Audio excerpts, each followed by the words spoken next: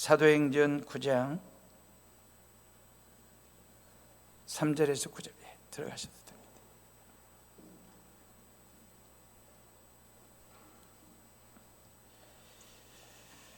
자, 우리 사도행전 9장 3절에서 9절 가정에서도 찾으시고요.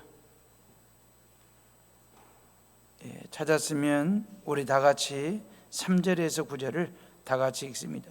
사울이 길을 가다가 다메섹에 가까이 이르더니 호련히 하늘로부터 빛이 그를 둘러 비추는지라. 땅에 엎드려져 들음에 소리가 있어 이르되 사울아 사울아 네가 어찌하여 나를 박해하느냐 하시거늘 대답하되 주여 누구시니이까? 이르시되 나는 네가 박해하는 예수라. 너는 일어나 시내로 들어가라. 네가 행할 것을 네게 이를 자가 있느니라 하시니 같이 가던 사람들은 소리만 듣고 아무도 보지 못하여 말을 못하고 서 있더라. 사울이 이 땅에서 일어나 눈을 떴으나 아무것도 보지 못하고 사람의 손에 끌려 다메섹으로 들어가서 사흘 동안 보지 못하고 먹지도 마시지도 아니하니라. 아멘. 이 시간 영상 하나 보겠습니다.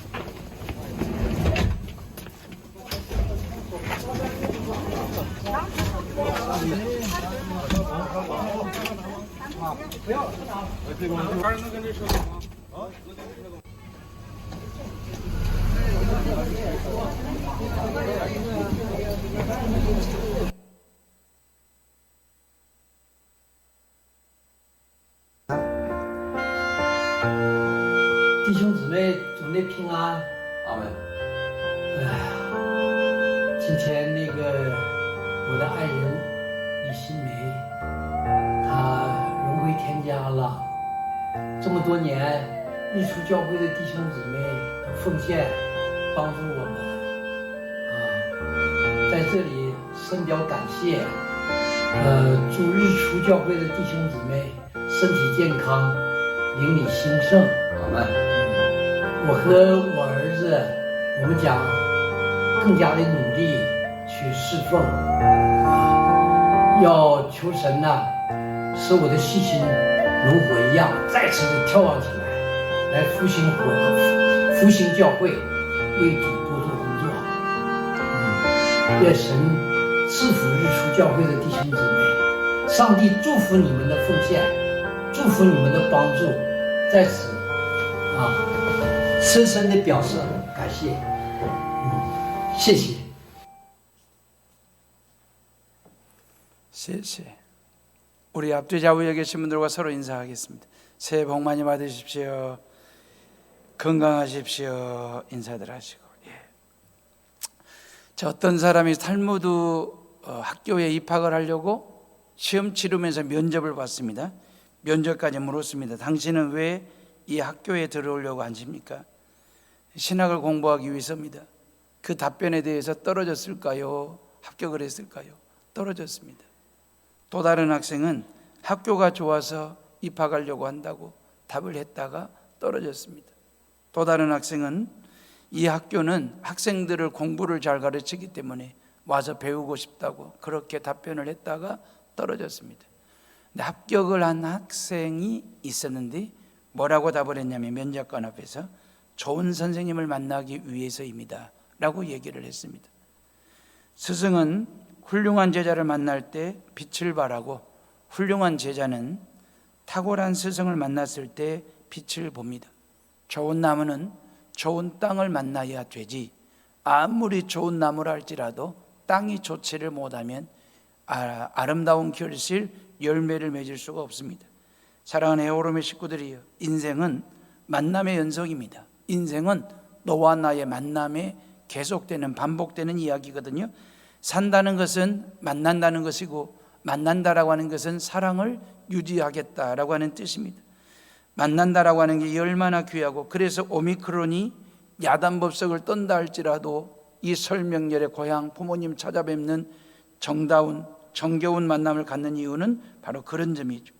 나의 인생을 만들고 다듬어가는 데 있어서 다양한 사람들과의 만남이, 그 만남이 내 인생을 좀 더 아름답게 다듬기도 하고 만들어가기도 하고, 그 말입니다.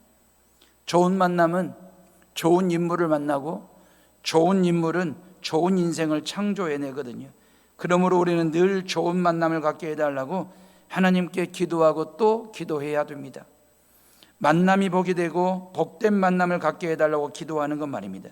특히 이번 설 명절에 여러분들이 누구를 만나든 그 만남을 통해서 서로에게 좋은 만남이 되고 유익을 끼치는 만남이 되고, 그리고 복된 만남이 되게 해달라고 하나님 앞에 기도하는 성도들 되시기를 주님의 이름으로 축원합니다. 조금 전에 여러분들 중국 훈춘에 삼가자 대흥교회 이신매 사모님의 장례 영상을 여러분들이 보셨습니다. 우리 교회가 2000년 11월에 중국 훈춘 땅에 한족교회를 개척을 했습니다. 그때 당시 여수 지역 내에 있는 몇몇 교회들이 중국 훈춘에 조선족 교회를 개척을 했는데, 지금은 그 교회들이 어떻게 되어져 가고 있는지는 모르겠습니다. 다만 우리 교회는 훈춘의 한족 삼가자 교회와 22년 동안의 관계, 이 만남의 연을 끊지 않고 지금까지 이렇게 유지하고 관리를 해오고 있습니다. 아버지 조금 전에 인사했던 주소파 전도사님은 2012년 여수 엑스포를 할 때 저희 교회가 초청을 해가지고 말씀 전하도록 한번 만남이 있었고, 그의 아들 주자청 전도사는 우리 교회가 희년을 맞이했을 때 2016년도에 아들 전도사를 초청해서 하나님의 말씀을 들었던 적이 있습니다. 아마 기억나실 겁니다. 자, 22년 전 개척할 때 만났던 주소파 이신매 사모님, 이 부부를 통해서 중국 훈춘 땅 삼가자 지역에 한족교회가 세워지게 됐고, 지금까지 전사님과 사모님이 교회를 잘 섬겨오시다가 지난주 주일날 오전 10시 반에 이신매 사모님이 하나님의 부르심을 받게 된 겁니다. 우리 교회는 그 땅을 사줬고, 그 땅에 성전을 지을 수 있도록 건축비, 성전 필요한 경비를 댔고, 그리고 지금까지 해년마다 생활비로 300만 원을 생활비로 이렇게 지원해 드렸고, 이번 장례에 교회가 100만 원 조의금을 보냈습니다. 마음 같아서는 저 혼자라도 중국 훈춘에 가서 이신매 사모님의 장례에 참여하고 교회의 뜻을 전하고 조의를 하고 싶은 마음이 간절했지만 그럴 수 없는 상황이라서, 그 땅에 조선족 리강 전도사가 있거든요. 그 리강 전도사를 통해서 주소파 전사님이랑 같이 카카오톡, 페이스톡을 통해서 영상으로 사모님의 장례를 위로를 했고 교회의 뜻을 전달을 했습니다. 앞으로는 아버지와 아들 부자지간이 전도사로 그 주님의 몸된 교회를 잘 목회할 수 있도록 여러분들이 기도해 주시고, 훈춘은 말입니다, 북한 땅이 바로 보이는 두만강변 중국에 있는 땅입니다. 훈춘이라고 하는 도시는 중국과 러시아와 북한 3개국 접경 지역에 있는 북한 선교의 아주 중요한 요충지와도 같은 곳입니다. 두만강변에서 북한 땅을 내려다보면 그냥 그 땅이, 그 동네가 다 보일 정도로 아주 근접한 지역에 훈춘이라고 하는 도시가 있습니다. 2008년도에 저는 청장년 성도들 26명 데리고 그 중국 훈춘을 방문했던 적이 있고, 그리고 중국 훈춘이나 도나 지역에, 장춘 지역에 처속교회, 조선족 처속교회 지도자들 성경 공부를 가르치기 위해서 한 7번 정도 방문했던 적이 있습니다. 요 근래 한 10여 년 가까이 방문하지 못해서 궁금하기도 했는데, 코로나가 끝나게 되면 가장 먼저 가보고 싶은 땅이 중국 훈춘입니다. 북한 선교의 아주 중요한 요충지 훈춘을 포기할 수 없는 이유가 바로 거기에 있거든요. 여러분들이 그 훈춘을 위해서 기도해 주시고, 우리 주소파 주자강 주자청 이 부자 전도사의 목회 사역을 위해서 여러분들이 기도해 주시기를 바라고, 여수와 훈춘의 만남 말입니다. 여수 중흥교회와 삼가자 대흥교회의 만남 말입니다. 송태종 원로 목사님과 주소빠 전도사님의 4년의 만남, 그리고 저와 그 부자의 만남이 벌써 18년째, 다시 말하면 22년 동안 이 만남과 이 관계가 어그러지지 않고, 그래도 이렇게라도 해서 이 만남과 연이 이어질 수 있었던 이유는 전적인 하나님의 은혜입니다. 성령의 줄로 하나 되게 하시는 사랑 때문에 되는 거예요. 이게 성교비 300만 원 때문에 되어지는 게 아닙니다. 믿음 안에서 만난 사이이고 믿음으로 연결된 교회이기 때문에 22년의 인연을 이어오는 것이고, 앞으로도 이 만남은 계속될 거다라고 하는 것입니다. 만남이 얼마나 중요한지를, 그리고 그 만남이 얼마만큼 서로 간의 신뢰를 쌓느냐에 따라서 긴 만남이 되기도 하고 짧은 만남이 될 수도 있구나라고 하는 것을 보여주는 예라고 생각을 합니다. 누구를 만났느냐에 따라서 인생이 달라지기도 하지 않습니까? 그래서 만남은 중요한 것이에요. 우리 인생에서 가장 중요한 것 중에 하나가 만남, 이 만남의 복을 달라고 기도하는 성도들 되시고요. 그리고 이 정말 우리의 만남 중에 가장 중요한 만남이 뭘까? 그것은 무엇보다도 예수님과의 만남이지 않겠습니까? 오늘 본문의 주인공 사울이라고 하는 청년은 세상적으로 볼 때 아무런 남부러울 것이 하나도 없는, 부러울 것이 없는 사람이었거든요. 유대인이면서도 당시 세계의 패권을 쥐고 있는 로마 제국의 시민권을 가지고 있는 사람이었거든요. 또 하나, 목숨을 걸고 지킬 만큼 율법을 최고로 여기는 바리새파 사람이었거든요. 또 하나, 학문적으로는 지금의 하버드 대학이라고 얘기할 정도로 가말리엘 선생의 문화생으로 배움이 있었기 때문에 미래가 아주 밝은, 성공이 보장된 그런 청년이었습니다. 정치, 문화, 종교 다방면으로 번뜩이는 지성을 갖춘 천재형이 누구였냐면 사울이었거든요. 문제는 이런 스마트한 지성인임에도 불구하고 교회를 핍박하고 크리스찬들의 신앙을 탄압하는 일에 앞장을 섰다는 점이거든요. 율법에 정통한 실력자였지만 하나님을 바로 알지 못했다는 점에서, 그리고 하나님이 원하시는 것이 무엇인지 모른 채 무고한 그리스도인들을 무자비하게 핍박했다는 점에서 우둔하고 아둔한 사람이 사울이었습니다. 스데반이 돌에 맞아 죽는 것이 당연시했고 그 일에 앞장을 섰던 잘못된 열심을 가진 사람, 빗나간 열심은요 아주 위험한 것이거든요. 할수록 손해입니다. 바로 잡아주지 않으면 큰일 나는 것이거든요. 그래서 하나님께서 직접 개입하시고 관여하셔서 다메섹을 향하여 가는 그 사울 청년에게 하나님이 찾아오셨습니다. 그리고 하나님께서 만나 주셨거든요. 3절 말씀에 보면 사울이 예루살렘에서 다메섹을 향하여 가거든요. 다메섹까지는 213km가 떨어져 있는 지역입니다. 지금 우리가 2022년 카타르 월드컵 아시아 지역 최종 예선을 치르고 있잖아요. 우리나라가 지금 A조에 들어가 있지 않습니까? A조 같은 조에 들어와 있는 시리아라고 하는 나라가 있습니다. 그 시리아의 수도가 다마스커스거든요. 그 다마스커스가 지금 다메섹입니다. 그 다메섹은 로마 제국 당시에 가장 큰 도시 중에 하나였거든요. 유대인들이 4만 명이 집단 이주해가지고 살 정도로 어마어마한 거대 도시가 바로 다메섹이었거든요. 그 다메섹에 어떤 성도들이 있었냐면 예루살렘에 엄청난 기독교 핍박이 있었잖아요. 그 기독교 핍박을 피해서 스데반이 순교하고 난 이후에 많고 많은 유대인 크리스천들이 어디로 피난을 갔냐면 다메섹으로 간 거예요. 그 다메섹에는 유대인들 4만 명이 살고 있었다니까요.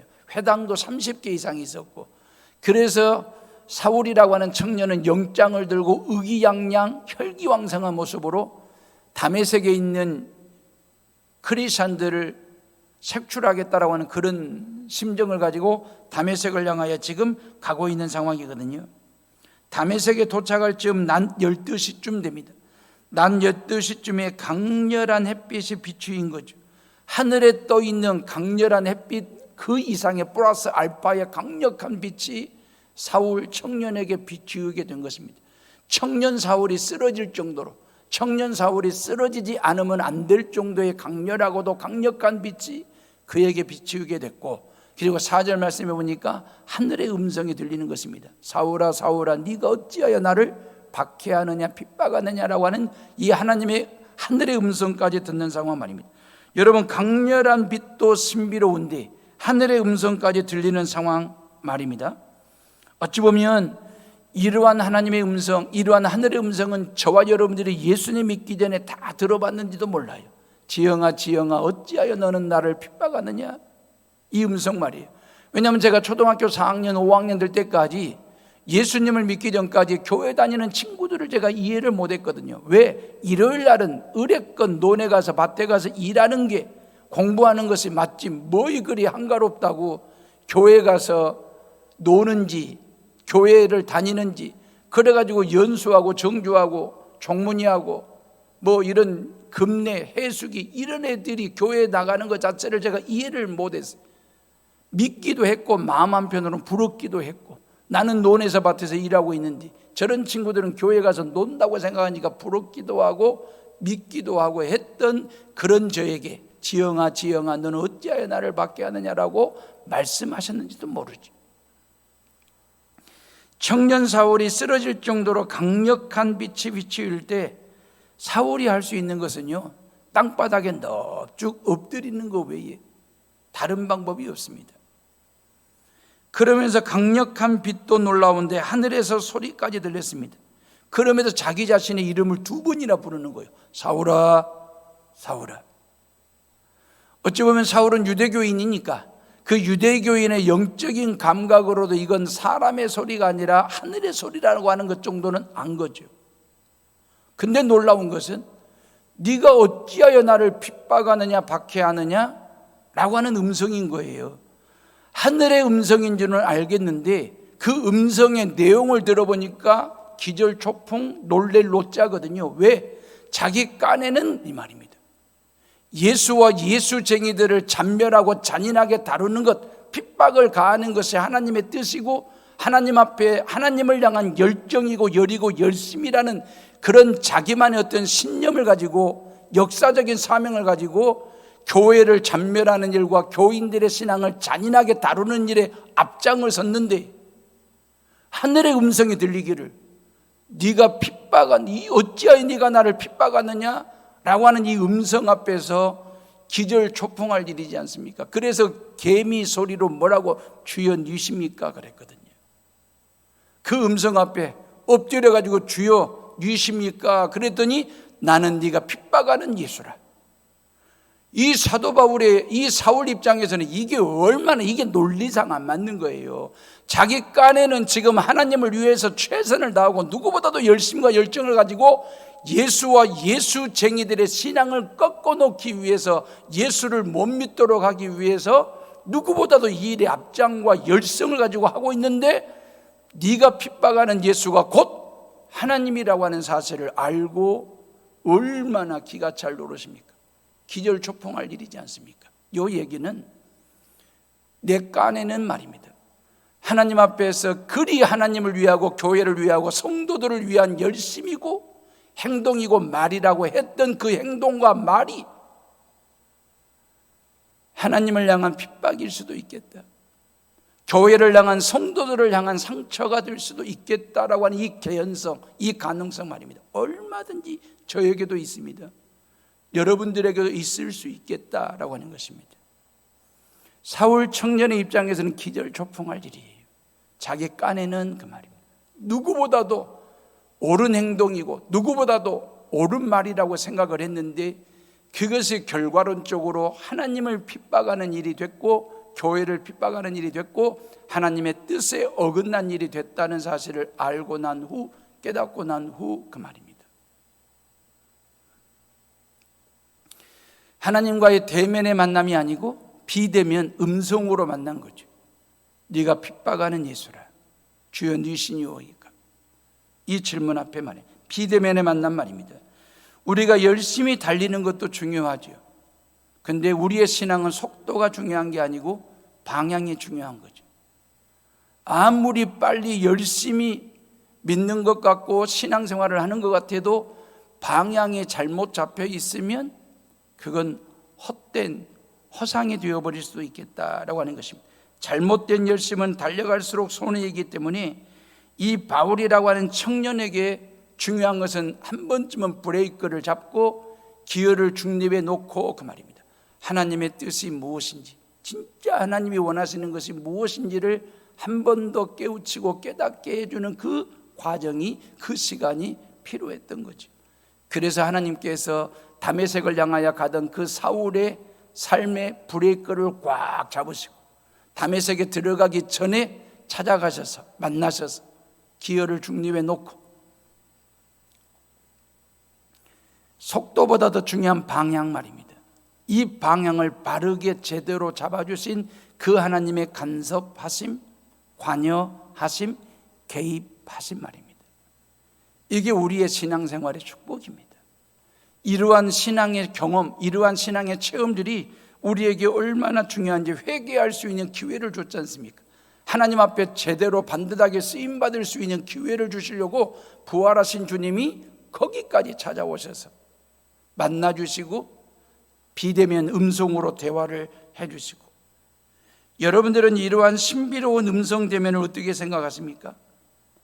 우리가 우주 시대를 열기 위해서 모든 과학을 총망라, 총집결하고 있지 않습니까?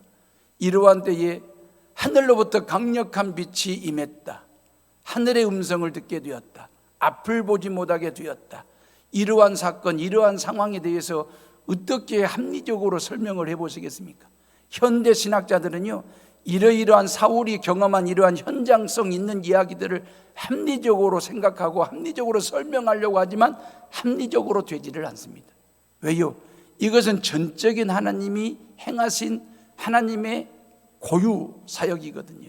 다시 말하면 많은 사람들이 합리적으로 일사병 때문에 쓰러진 거지 라고 해석하시는 분들, 아니면 사도 바울이 본래 앓고 있었던 간질병이라고 하는 지병이 발작해가지고 쓰러진 거라고 생각하시는, 합리적으로 해석하려고 말입니다. 어떤 사람들은 심리적으로 엄청난 압이 있어가지고 다메섹을 향해 가다가 쓰러졌을 거라고.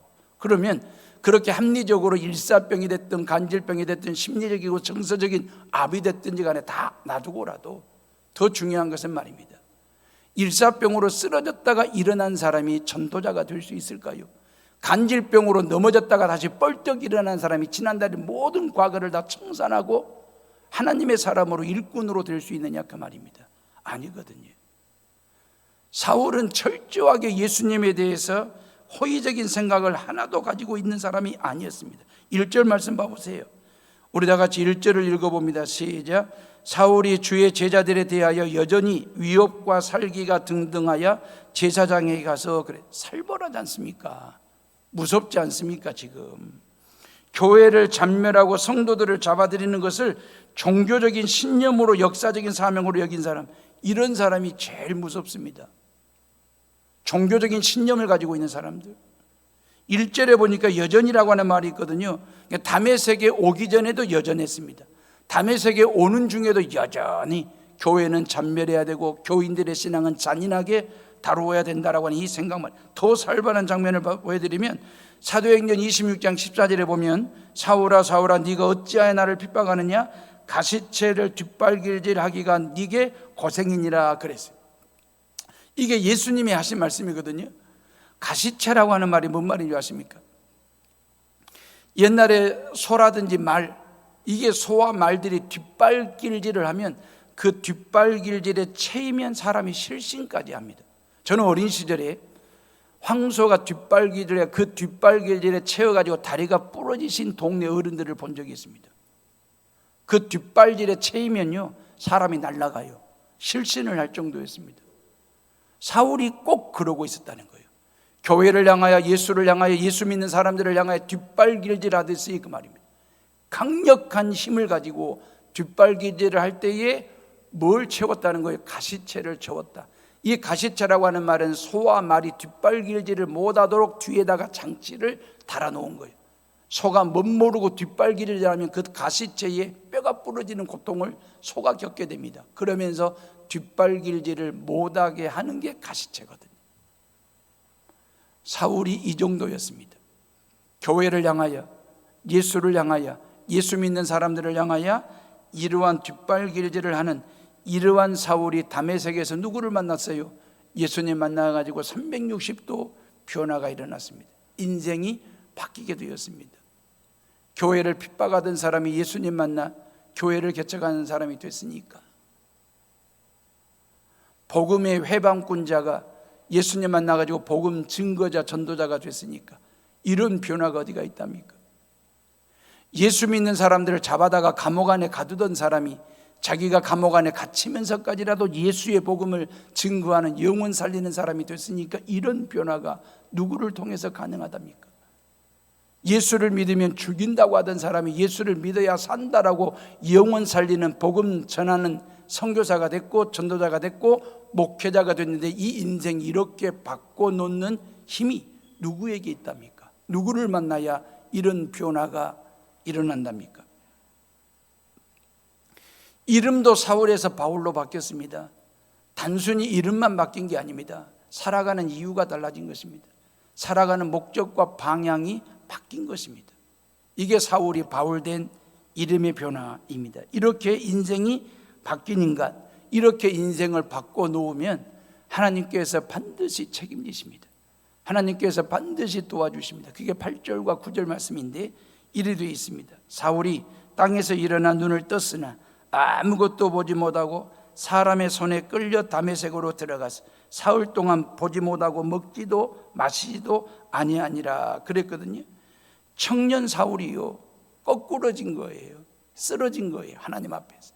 그리고 누군가의 부치김을 당하면서 엉금엉금 기듯이 다메섹으로 들어갔습니다. 기고만장하더니 혈기왕성한 사울은 온데간데 없이 사라졌습니다. 예수쟁이들을 잡기는커녕 예수에게 잡힌 사람이 됐습니다.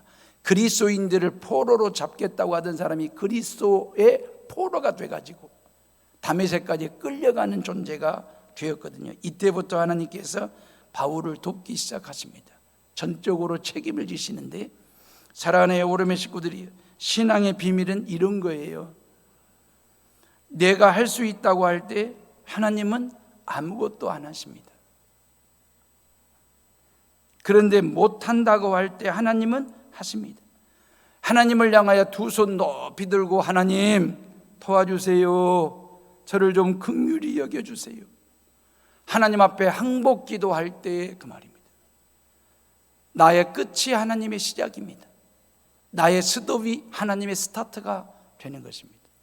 이게 신앙의 오묘한 신비로움이 요 안에 있는 것이거든요. 바울이 눈이 멀어가지고 뻑뻑 길 때, 엉금엉금 다메섹을 향하여 기어갈 때 하나님께서 바울을 위해서 일하기 시작하시는데, 어떻게 일하시는지 11절 말씀 봐보실래요? 우리 다 같이 11절을 읽어봅니다. 시작. 주께서 이르시되 일어나 직가라 하는 거리로 가서 유다의 집에서 다소 사람 사울이라 하는 사람을 찾으라. 그가 기도하는 중이니라 그랬습니다. 예, 하나님께서 아나니아를 사울에게 붙여주셔요. 지금까지 예수님 만나가지고 변화됐잖아요. 예수님 만나가지고 부활하신 주님을 만나고 난 후에 변화된 그 사울에게 하나님이 누구를 붙여주시냐면 아나니아라고 하는 사람을 붙이시면서 아나니아에게 어디로? 저 다메섹 땅에 다소 사람 사울이 유다의 집에 있다. 근데 가서 보니 기도 중이니라 그리 돼 있잖아요. 지금 다시 말하면 하나님은 사람에게 사람을 붙여서 사람 되게 하시는 놀라운 하나님의 손길이 있거든요. 중요한 것은 이 사울이 하나님께 돌아오자마자, 예수님을 만나자마자 가장 먼저 한 게 뭐냐면 기도였다라고 하는 것입니다. 여기에 신비로움이 있는 거예요.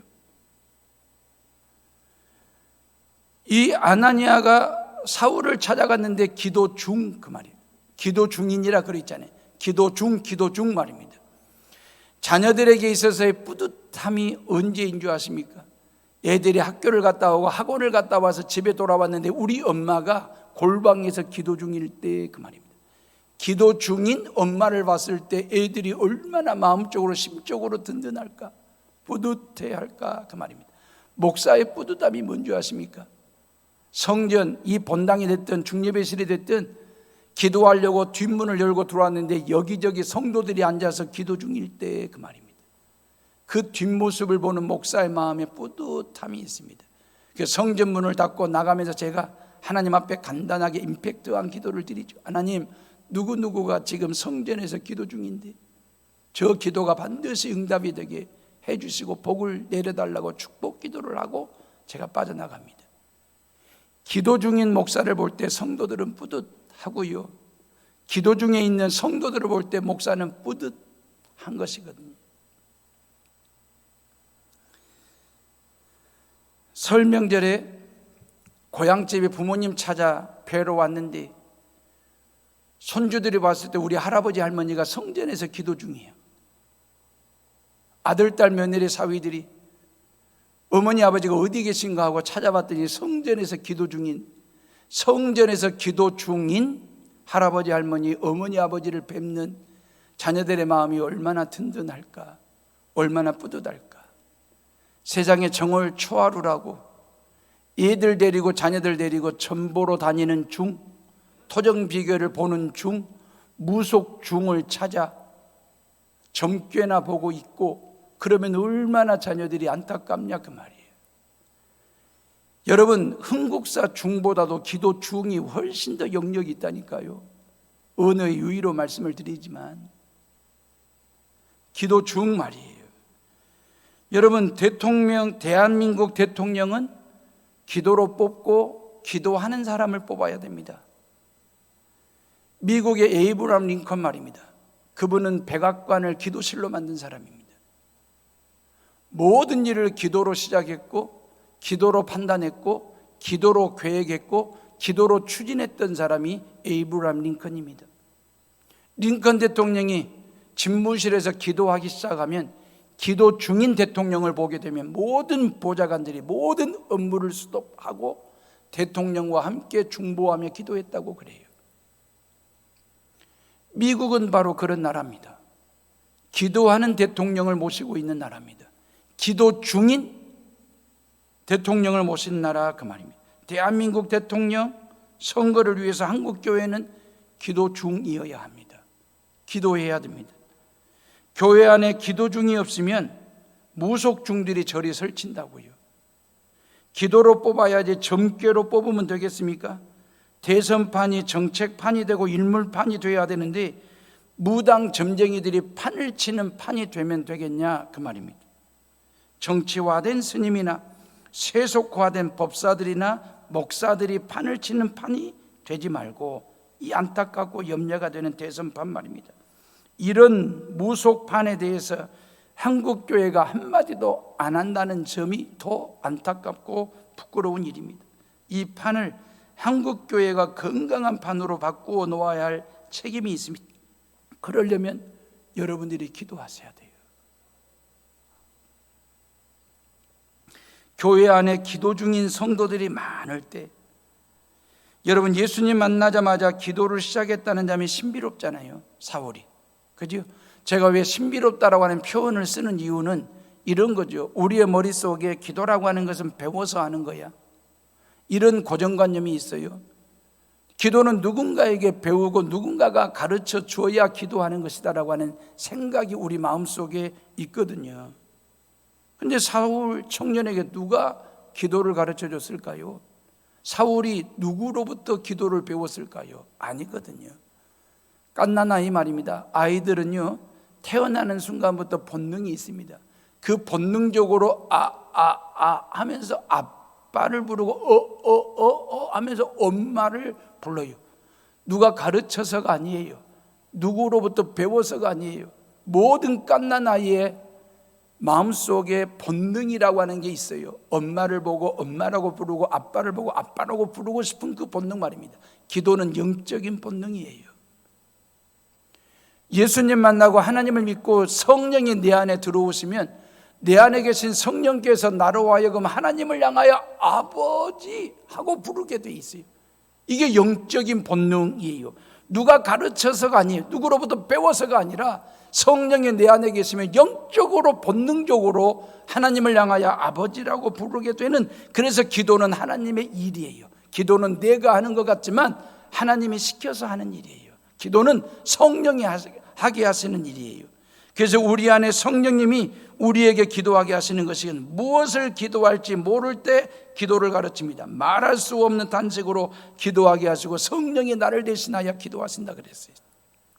사랑하는 오름의 식구들이요, 기도가 얼마나 중요한지 그 말이에요. 기도는 얼마나 했느냐, 양이 중요한 게 아니라 기도를 왜 했느냐, 목적이 중요한 것입니다.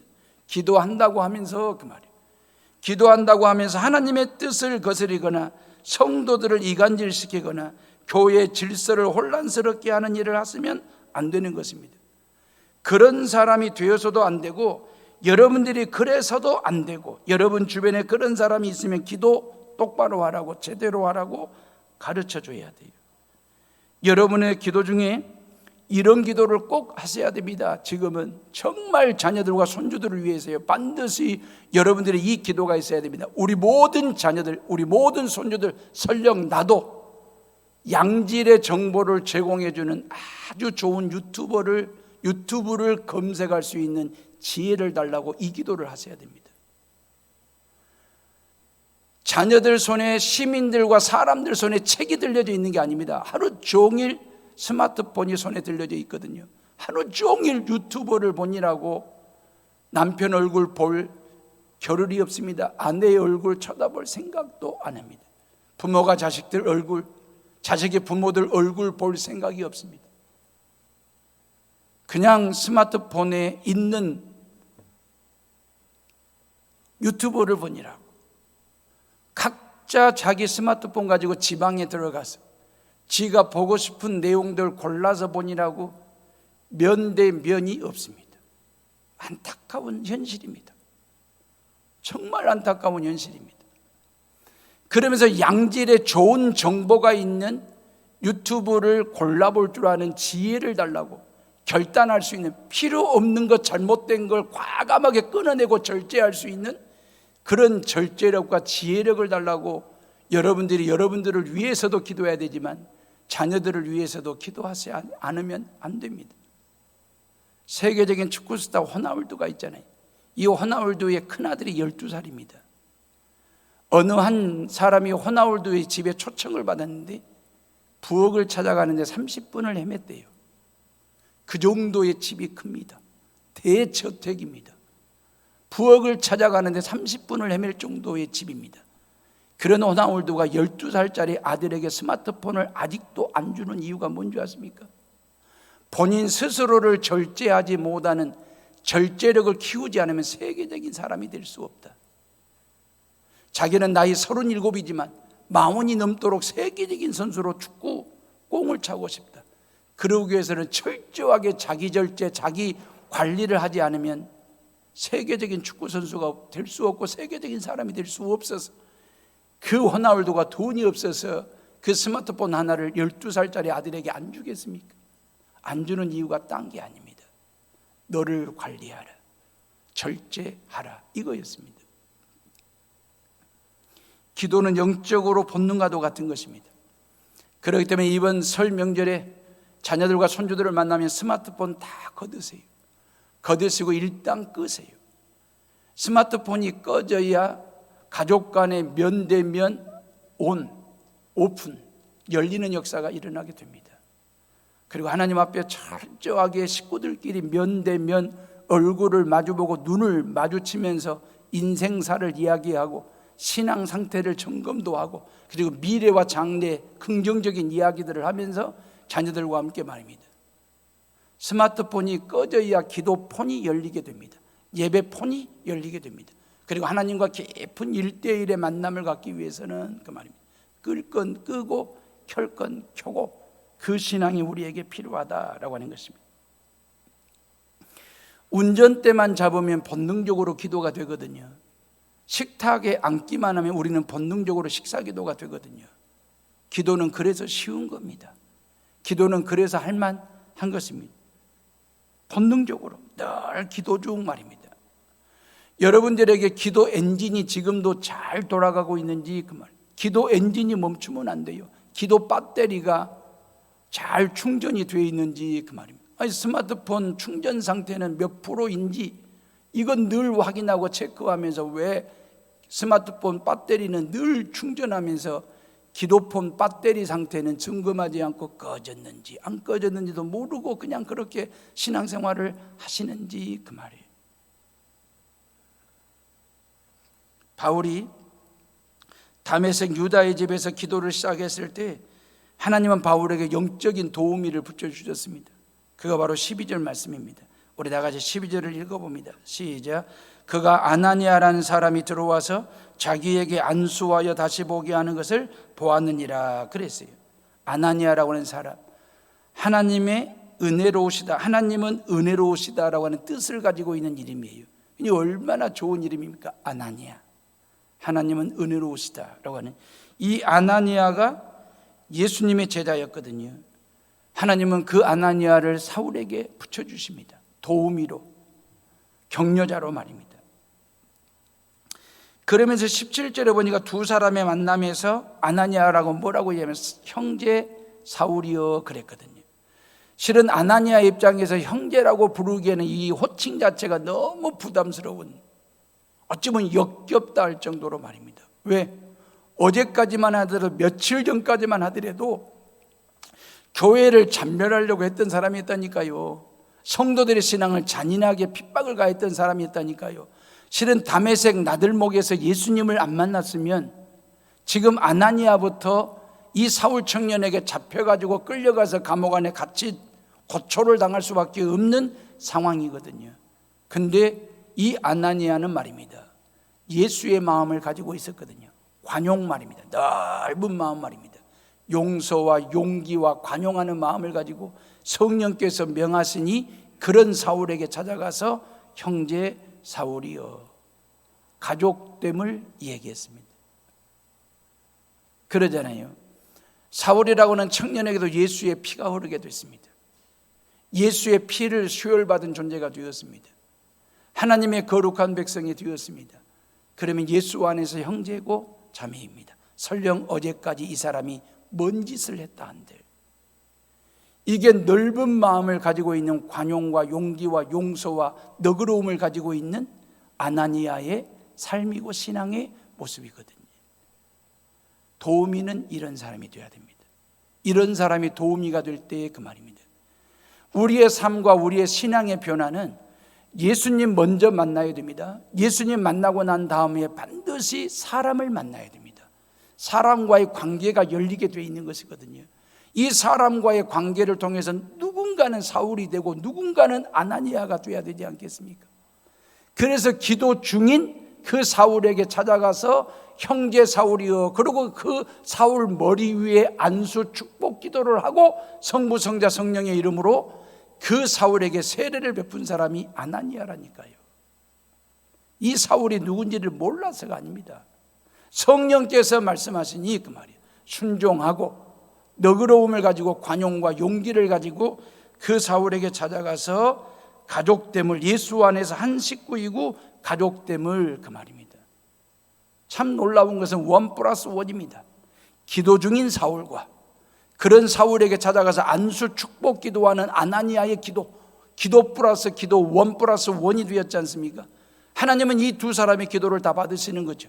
기도 중인 사울의 기도도 받으시고 안수 기도하는 아나니아의 기도도 받으시는데 하나님이 쓰시는 방법은 달라요. 능력의 통로는 누가 됐습니까? 아나니아가 됐습니다. 능력은 누가 받았습니까? 사울이 받았습니다. 하나님은요, 어떤 기도가 됐든지 간에 기도는 다 받으십니다. 그 기도를 받으시는 하나님이 쓰시는 방법은 다를 수 있다고 말해요. 여러분들이 여러분들의 자녀들을 위해서 하나님 앞에 엎드려 중보하며 기도하면 여러분들의 자녀들이 전국 방방곡곡 전 세계 각 나라 어느 곳에서 무엇을 하고 있든지 간에 기도 중인 자녀들의 기도도 받으시지만 중보 기도하는 부모님들의 기도도 받으시고, 응답의 통로는 누구를 통해서요? 부모님을 통해서 말입니다. 응답은 누가 받아요? 자녀들이 받게 하시는 것입니다.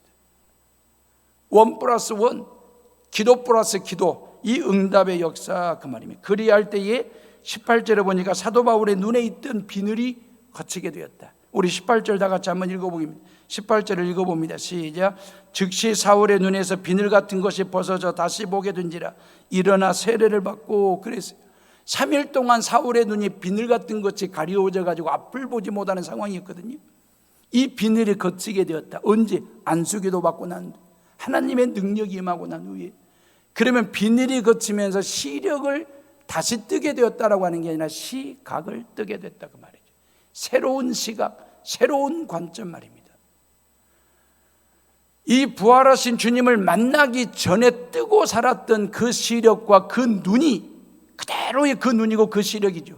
근데 비늘이 거치면서 새로운 눈을 떴다는 말은 비전을 뜨게 됐고 새로운 시각과 새로운 관점을 갖는 눈으로, 인생으로 바뀌게 되었다라고 하는 얘기. 18절에 다시 보게 되었다 할 때 이 다시 보게 되었다는 말은 헬라어로 아나 블레포라고 하는 단어를 썼거든요.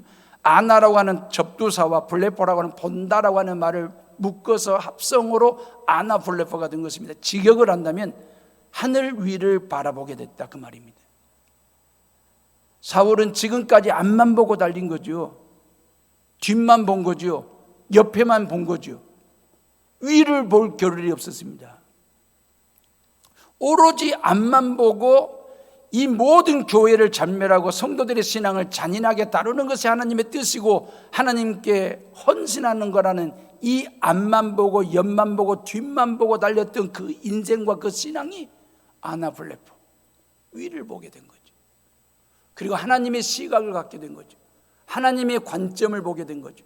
하나님의 마음을 헤아리는 아나블레포 같은 것입니다. 그리고 난 다음에 그의 시각, 그의 관점, 그의 삶, 그의 생각하는 모든 바가 달라지게 됐습니다. 바뀌게 됐습니다. 세상적인 가치관으로 덮여있던 비늘이 거치는 순간 영적인 신앙적이고도 복음적인 시각 그리고 관점이 열리면서 하나님의 사람으로 거듭나는 놀라운 하나님의 은혜. 자, 그러면서 19절에 보니까 아나니아가 음식을 만들어 먹였을 때에 강건하여지더라 그리 되어 있거든요. 하나님은요 도우시되 영적으로만 도우시는 분이 아니에요. 하나님은 영적인 문제만 해결하시는 분이 아니십니다. 우리의 육적인 문제까지 촘촘하게 꼼꼼하게 디테일하게 챙기시는 분이 하나님이십니다. 3일 동안 굶주렸던 허기진 그 사울 청년에게 아나니아를 통해서 먹을 음식을 먹이게 하시고 강건하여 다시 건강까지 회복시켜 주셨던 그 하나님의 섬김 말입니다. 손길 말입니다. 이번 설 명절에 부모님들이 만들어주신 모든 음식 배불리 맛있게 많이 드시고 영적으로나 육적으로 강건하여 하나님께 영광 올려드리는 해오름의 식구들 되시기를 주님의 이름으로 축원합니다. 결론입니다. 여러분들이 예수님 믿은 지 얼마나 되셨습니까? 3년차? 아니면 7년차? 아니면 10년차? 예수님 믿은 지 20년, 30년, 40년이 넘으신 분들도 계실 텐데 그동안 예수님 믿으시면서 뭐가 달라지셨습니까? 뭘 바꾸셨습니까? 뭐가 변화되었습니까? 예수님 믿기 전과 믿고 난 후 달라진 게 전혀 없으십니까? 말하는 거나 행동하는 거나 생각하는 거나 모든 것을 들여다보는 관점과 시각이 전혀 달라진 것이 없습니까? 도대체 무엇이 바뀌셨습니까? 식품은요 시간이 지나면 변질이 됩니다. 이 변질이 되는 걸 두 가지로 설명합니다. 하나는 부패하는 거고 하나는 발효되는 것입니다. 반드시 식품은 예를 들면 빵 말입니다. 빵을 사가지고 오랫동안 가지고 있으면 곰팡이가 슬게 됩니다. 이걸 우리는 부패라고 얘기합니다. 독성이 있기 때문에 먹으면 안 됩니다. 그래서 반드시 쓰레기통에 버리게 되어 있습니다. 근데 똑같은 식품인데 콩을 삶아가지고 메주를 만들었는데 그 메주에도 똑같은 곰팡이가 끼었습니다. 근데 우리는 이걸 부패라고 말하지 않고 발효라고 이야기합니다. 곰팡이 낀 메주를 가지고 된장도 만들고 간장도 만들어내는 상황 말입니다.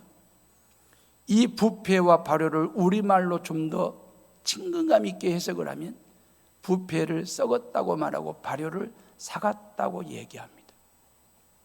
썩은 것은 부패한 것은 독성이 있기 때문에 반드시 버려야 됩니다. 악취가 납니다. 그러나 삭은 것은요 젓갈이 되기도 하고 식혜가 되기도 하고 김치가 돼가지고 풍미를 더하는 식품으로 만들어내는 삭힌 말입니다.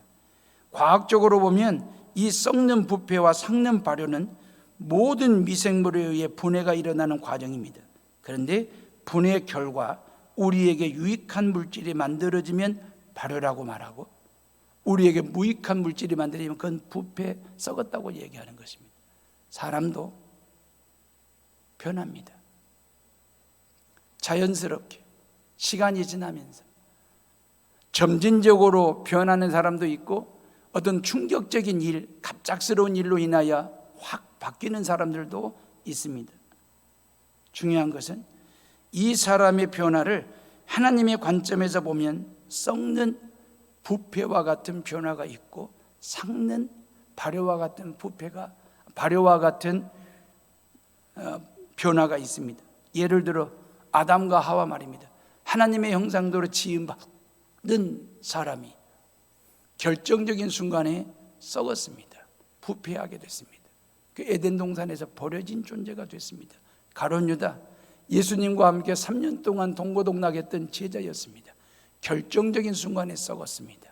부패하게 된 거죠. 악취가 나서 결국 버림받은 인생이 됐습니다. 가룟 유다도. 이걸 신학에서는 타락이라고 이야기합니다. 근데 삭개오 말입니다. 예수님과 하룻밤 잤는데 발효가 됐습니다. 삭히는 인생이 됐습니다. 그래서 삭개오가 발효가 되고 삭혀가지고 주변 사람들까지 살리는 사람이 되었고, 사울이라고 하는 청년 말입니다. 삭히는 존재가 됐습니다. 발효가 됐습니다. 그래서 사울을 통해서 말이에요, 서구 문명이 달라졌습니다. 유럽 땅에 복음을 증거하고 유럽 땅에 예수의 나라를 만들면서 서구 문명을 바꾸어 놓는 일에, 그리고 기독교를 세계 으뜸 종교로 우뚝 세우는 일에 사울이라는 청년이 변하여 바울 되었을 때 그 말입니다. 이걸 우리는 회심이라고 말하고, 헬라어로 메타노이아, 방향 전환이라고 말하고, 거듭남이라고 이야기를 하는 것입니다. 저와 여러분들 삶 말입니다. 어떻게 해야 될까요? 우리의 인생은 썩는 인생일까요? 부패하는 인생일까요? 아니면 우리의 신앙은 삭는, 발효하는 그런 신앙일까요? 설 명절에 많은 사람들이 그렇게 생각하죠. 누군가가 바뀌어서 왔겠지. 누군가를 이번 설 명절에 바꿔놓아야 되겠다. 천만의 말씀입니다. 사람은 결코 사람을 바꿔놓지 못합니다. 힘 빼지 마십시오. 오직 성령 하나님만이 예수님을 제대로 만났을 때, 예수님을 제대로 믿었을 때 그 예수님에 의해서 사울이 변하여 바울 되듯이 그 말입니다. 그 남편 변화시키려고 애쓰지 마십시오. 그 남편이 예수님 제대로 만나 믿게 해달라고 기도하십시오. 그 아내를 바꾸어 놓으려고 힘쓰지 마십시오. 힘써봐야 힘만 빠집니다. 그 아내가 예수님 제대로 만나 예수님 제대로 믿게 해달라고 기도하십시오. 자식들을 위해서 부모로서 애쓰고 노력하는 것은 당연한 것이겠지만, 부모에 의해서 자식들이 바뀌는 것이 아닙니다. 성령 하나님께서 만져주실 때, 성령 하나님을 만났을 때, 성령 하나님이 그 심령 속에 들어갔을 때, 그 성령 하나님을 통해서 변화되어지고 발효가 되어지고 삭히는 인생으로, 신앙으로 거듭나는 그런 자녀들, 그런 가족들, 그런 성도들, 그런 시민들, 국민들 되시기를 주님의 이름으로 축원합니다. 기도하겠습니다.